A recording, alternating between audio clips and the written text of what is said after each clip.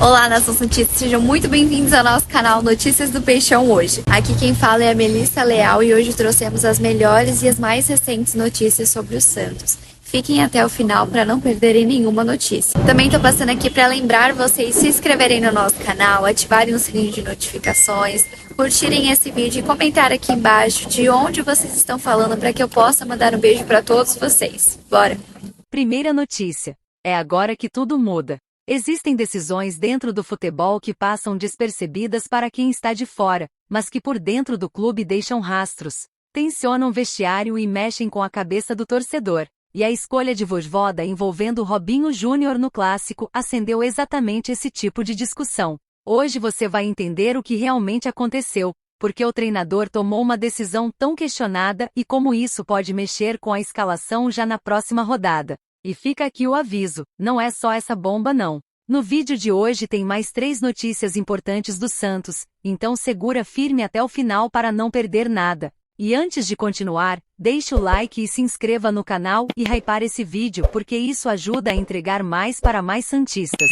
A verdade é que o clássico recente trouxe alívio para a Vila Belmiro, mas trouxe também um novo dilema que pode definir o final da temporada. A vitória por 1-0 deixou o ambiente mais leve. Porém a escolha de deixar Robinho Júnior no banco pegou muita gente de surpresa. Parte da torcida esperava ver o garoto desde o começo do jogo, ainda mais depois de uma semana inteira com pedidos para que os meninos da Vila ganhassem mais espaço. Esse sentimento cresceu, veio das arquibancadas, das redes sociais e até de alguns setores internos do clube que acreditam que o momento dos garotos pode ser decisivo para manter o time vivo no campeonato. Quando a escalação foi confirmada, veio a primeira reação: estranhamento. Poucos esperavam uma postura tão conservadora de Vojvoda, que escolheu começar com uma formação mais sólida defensivamente. Aos olhos do torcedor, parecia cautela demais. Aos olhos do treinador, era um plano necessário para controlar o ritmo do clássico. O argentino explicou que a estratégia exigia uma equipe compacta,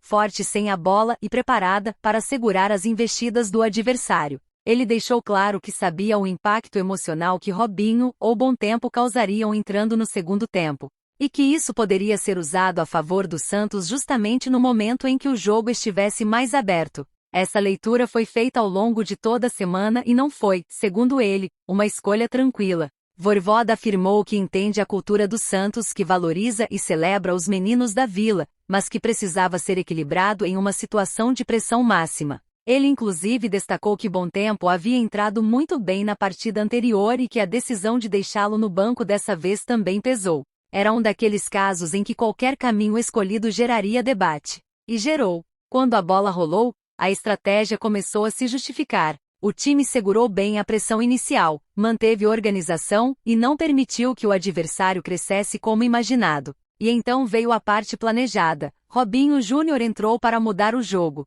O garoto não precisou de muito tempo para mostrar por que a torcida o quer entre os titulares.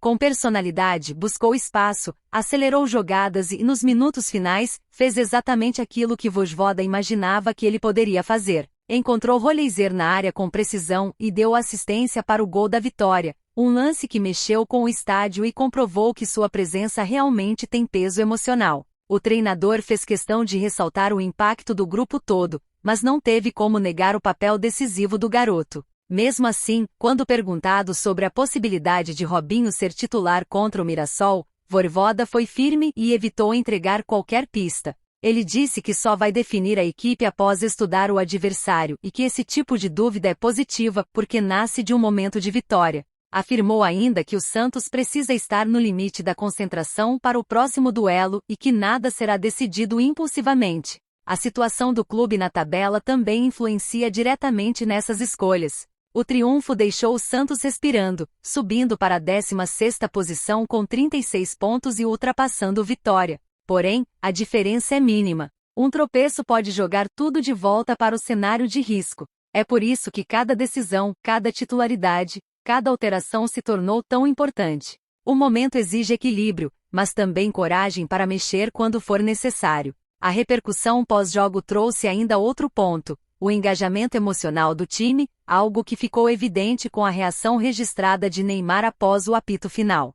O clima no elenco parece mais leve, mas também mais consciente do tamanho da responsabilidade. O Santos volta a campo na quarta-feira, às 21h30, na Vila Belmiro, contra o Mirassol, pela 34ª rodada, e a expectativa sobre a escalação só aumenta. Robinho Júnior será titular? Bom Tempo ganha outra chance? Vojvoda vai manter a linha conservadora ou apostar no talento da base desde o início? Essas perguntas vão dominar o ambiente nas próximas horas. O que ficou claro após o clássico é que a discussão sobre titularidade vai continuar acesa. E se depender do que Robinho mostrou, essa conversa ainda vai render muito dentro e fora da Vila. Segunda notícia. Abel Ferreira abriu o jogo e fez uma análise profunda sobre tudo o que aconteceu com sua equipe na última atuação. O técnico foi sincero ao apontar onde as coisas não funcionaram, destacou os erros que atrapalharam o rendimento coletivo e ainda reconheceu méritos do adversário, que, segundo ele, soube aproveitar melhor as oportunidades. Mesmo sem citar especificamente o resultado, Abel deixou claro que a equipe saiu de campo abaixo do nível esperado, especialmente no setor de criação. Ele comentou que o problema começou no meio-campo, região que costuma ser o ponto de equilíbrio do time. Com 6 jogadores convocados, outros suspensos e algumas peças desgastadas, Abel admitiu que teve dificuldade em encontrar o encaixe ideal. Segundo ele, a construção das jogadas teve uma porcentagem baixa de acerto, o que travou boa parte das ações ofensivas. O treinador falou que o plano inicial era ter mais controle, mas a equipe não conseguiu manter a fluidez esperada no primeiro tempo, permitindo que o adversário se sentisse confortável no jogo. Abel descreveu que na etapa inicial, o ritmo foi abaixo do desejado. As transições estavam lentas, o time errava passes simples e não conseguia conectar o ataque com a mesma naturalidade de outras partidas. Ele explicou que quando isso acontece, o adversário acaba encontrando espaços e criando situações de perigo.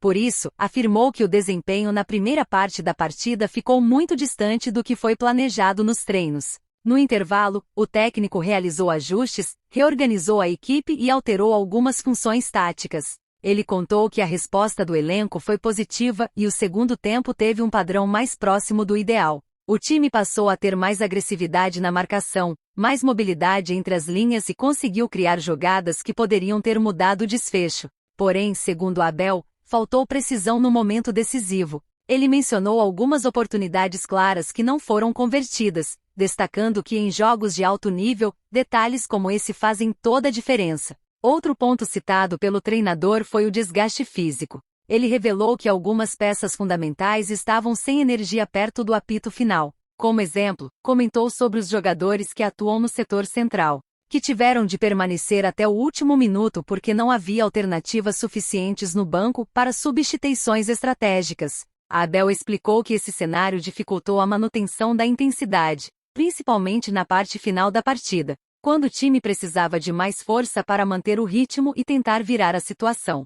Mesmo com as dificuldades, Abel fez questão de elogiar a postura do adversário. Ele afirmou que o time adversário soube aplicar um bom primeiro tempo, ocupou bem os espaços e criou situações de perigo em momentos-chave. Segundo ele, esses elementos, somados aos erros do próprio time, contribuíram para que a atuação ficasse abaixo do esperado. Ainda assim, reforçou que não procuraria desculpas, mesmo com a quantidade de desfalques enfrentados. Quando questionado sobre a ausência de várias peças importantes, Abel preferiu não colocar o foco nisso. Afirmou que não gosta de usar desfalques como justificativa e que a equipe que foi a campo era suficientemente forte para executar o plano de jogo. Destacou também que alguns jogadores sofreram com a falta de descanso na data FIFA, incluindo atletas que retornaram de viagens internacionais poucas horas antes da partida. Mesmo assim, reforçou que prefere assumir responsabilidade, em vez de transferir para circunstâncias externas. O treinador também detalhou a situação de alguns atletas que voltaram recentemente de compromissos com suas seleções. Comentou que controlar a carga física desses jogadores é essencial e que, em alguns casos, não é possível colocá-los desde o início devido ao risco de lesão. Ele citou especificamente jogadores que só puderam entrar no segundo tempo, já que chegaram exaustos após jogos em outros países. Ao final da entrevista, Abel reforçou que a comissão técnica já está focada no próximo compromisso, que será dentro de casa e exige resposta imediata. A expectativa é corrigir rapidamente os erros, recuperar fisicamente os atletas afetados e recolocar o time no caminho da regularidade. Ele disse que a equipe tem maturidade suficiente para entender o que precisa ser ajustado e que o elenco continua comprometido com o objetivo principal da temporada. Abel também aproveitou para deixar um recado interno ao grupo: a margem de erro está menor e todos precisam elevar o nível. A cobrança será mais intensa nos treinos, principalmente na parte de transição, domínio do meio-campo e tomada de decisão no terço final. Segundo ele, são justamente esses pontos que diferenciam uma equipe vencedora de uma equipe irregular ao longo de um campeonato longo. Com isso, o técnico encerrou sua análise reforçando que a equipe tem qualidade e capacidade de reação. Agora, o foco está totalmente voltado para o próximo duelo, que será fundamental para recolocar o time no trilho e evitar que os erros se repitam. A comissão técnica já montou um plano específico para esse confronto, buscando corrigir falhas recentes e recuperar o padrão de jogo que o elenco está acostumado a apresentar em momentos decisivos. E chegamos ao final de mais um vídeo, passando aqui novamente para lembrar vocês de se inscreverem no nosso canal, curtirem esse vídeo, ativar o sininho de notificações para não perder nenhuma notícia e comentar aqui embaixo de onde vocês estão falando para que eu possa mandar um beijo para vocês. Tchau!